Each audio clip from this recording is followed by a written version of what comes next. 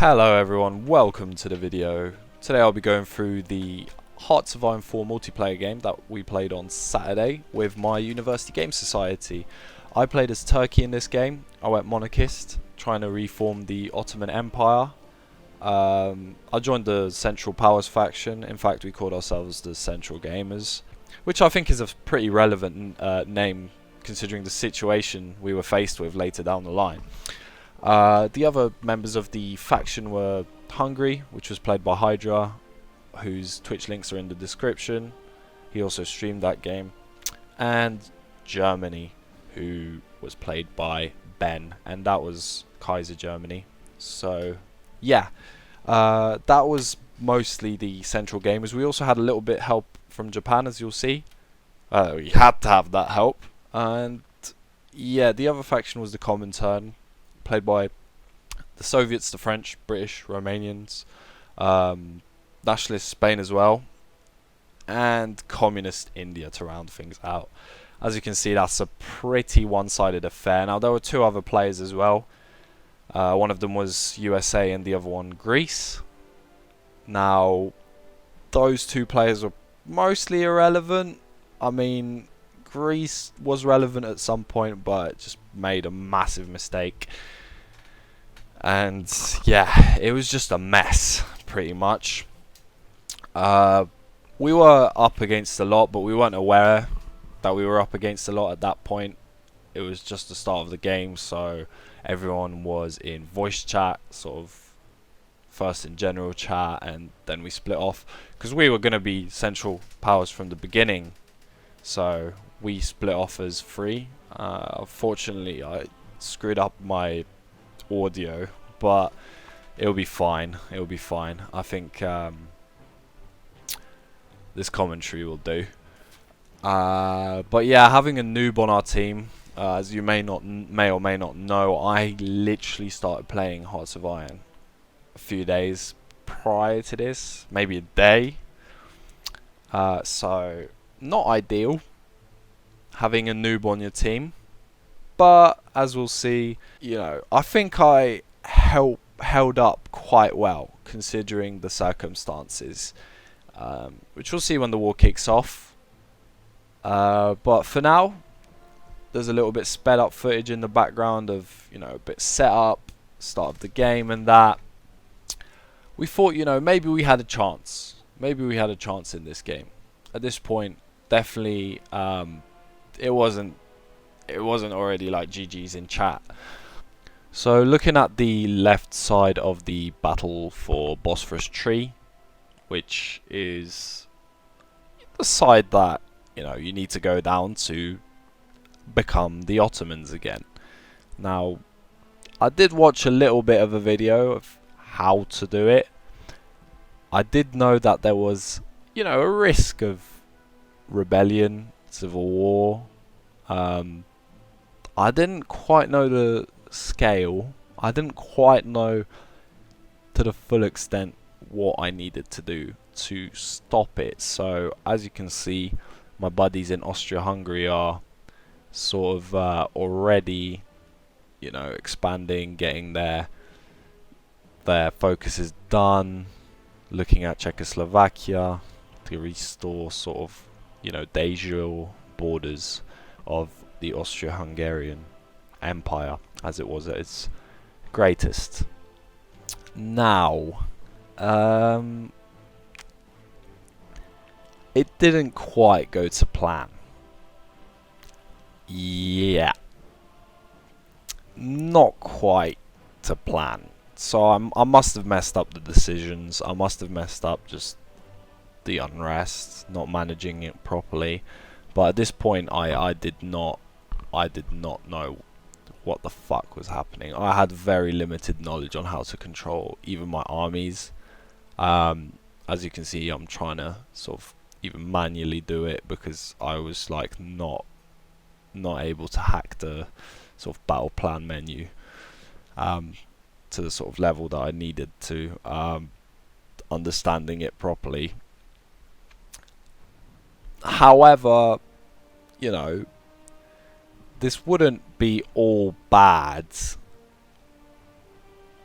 Yeah, it kind of was, because what this meant was I had to spend a lot of the time that I needed to, develop my country, build up my industry, get ready for war, which was, definitely going to happen.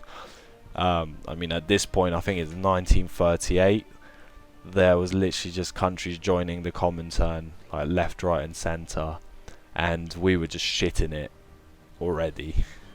So yeah, definitely not an ideal situation. But as you can see there, my buddies over in Austria and Germany were busy actually doing, a little bit of useful stuff. Well, quite a lot of useful stuff, while I was, on the sidelines, kind of wanting to die.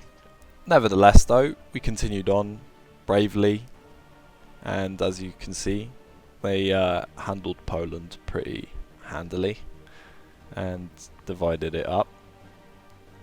And they divided it up in a very smart way, in fact, creating a couple of, ugly but useful buffer states between them and the Soviet Union, essentially creating a lovely choke point, and forcing the Soviet Union to need to justify separately on those countries in the case that we do end up at war.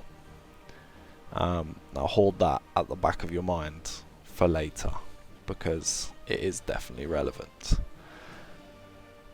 There it is, the peace treaty. Lovely buffer states. Poland still exists. Belarus still now exists, and Ukraine now exists. So at this point I was excited because I knew that help was on the way. I mean, my western flank in Anatolia was just completely exposed because I had no troops, I had no factories, I had nothing to be able to I was not prepared, and that was a dirty encirclement that I kind of walked into myself. But, nevertheless, I was brave. I didn't give up. I wasn't like, fuck this shit, I'm out, I hate this game. I carried on, and when the troops arrived, it was all Gucci, and the Civil War was won. But then, more trouble ensued. So we move on now, a little bit further down the line. Germany's here, they're helping out, they're mopping up. But notice this second war, this other war that I'm being called into against the Italians, and I believe that's Yugoslavia as well. But I think there was some other shenanigans with Yugoslavia, so I'm not gonna call that for sure. But I decided that it was wise to accept the call to arms after being completely fucked for the past good few months at least by this rebellion. And I was the luckiest person in the world, because Italy decided, hey, look at Turkey, they've got no troops, do you know what I should do? Yeah, not an ideal situation by any stretch of the imagination. Yep, Italy navally invaded me. I had already repositioned my troops to the Soviet border, so once again I had no front line, and it was just mistake after mistake here for me. I was just waiting. But this is where high-just footage comes in useful, because we switch over to something that's a little bit more interesting than just seeing Turkey get shat on for the whole game. Right, so jumping forward with the footage a little bit, as you can see, the invasion of Italy is well underway here. And basically at this point I was just waiting again to be saved. Not able to build any industry, not able to develop anything. it was very, it was tough, it was rough, and it wasn't pleasant. And all in the meantime, we see the threat of Romania looking to expand into Yugoslavia itself. So yeah, it was just not ideal from any point of view. And in fact, Austria wants to take their cause in Yugoslavia as well. So, you know, it makes for an interesting, you know, point of tension in the world. And during the break, we all sort of had a chat about that. And after that, I already knew that that was going to be a source of tension. But yeah, Italy wasn't too difficult, but the issue was that we're monarchists, so we can't puppet and create a nice little buffer anymore, like we were with Poland, unless we were to liberate. But liberation in Italy, I mean, there's not much you can liberate, I don't think, apart from the south. But what we really need is the west to be buffered. But yeah, with France. So yeah, not an ideal situation. Adds just the most awkward borders ever in terms of managing fronts. Still salvageable. I mean, it adds a little bit of industry and some ports and stuff, but definitely not an ideal situation. Not what you. Oh yeah, look at yeah. I got completely annexed by Italy, as you can see from that little quick glimpse at Anatolia that Hydra managed to do. So yeah, it was a while until Italy actually capitulated, but we got there in the end. So now we get to a much more frustrating part of the game, where pretty much, you know, Italy's been divided. I'm back. The Ottoman Empire is here. You know, I've gone down that focus by now, but Romania's justified. In fact, Romania's already at war with Yugoslavia, and we're in panic mode because, you know, Hydra needed their cause. So it is, you know, not an ideal situation for us. We didn't have the time, so it was either lash out or keel over and die. So we chose the first option, and we ended up at war with the whole world. And me as the Ottomans against I forgot about this part. Greece actually just after that whole war with Italy, Greece was like, you know what? The Greece player, I'm just gonna declare war on the Ottomans to ruin their day even more. So yeah, once again I am at war with someone, not able to develop my industry, not able to do anything. I was just like, yeah, it was the most awful first game I think I could have ever had. But I still didn't give up. I waited for Germany to come through Crimea yet again and save my ass. Meanwhile, while all this was happening, Japan was just having a whale of a time over in the east, and we basically had to call upon the Japan player Ben, other Ben, because Ben was playing Germany as well, to at least try and help us out, because it was just way too one-sided at this point, in fact. Here you can see the results of the peace treaty that went down. As you can see, Romania got the majority of land from Yugoslavia, and Hydra was not happy about that at all. It was not nice, I think. It wasn't nice. It wasn't something that was ideal, optimal at all. So it was lash out time. And yeah, the war soon broke out. Meanwhile, I managed to form the Ottoman Empire. No longer the Ottoman Sultanate, but that mattered very little, considering literally all of my industry, I had about 5 military factories. So you can imagine how difficult it was for me to keep it together. So now it's time to talk about what actually kept us in the fight. So there were a few reasons. Firstly, we had Japan, who was pretty much just doing numbers in the east, invading Siberia. Not that useful, but still, at least there's something, forcing a few of the Soviet armies away. I mean, Soviet military was so massive, it was ridiculous. And the other thing that helped us out was the focus in the Turkish tree that gave, well, basically added Iran and Iraq and Afghanistan to the Central Powers. And they joined our war, and they actually were doing bits for us, holding up the Soviets, because the Soviets were totally unprepared for that.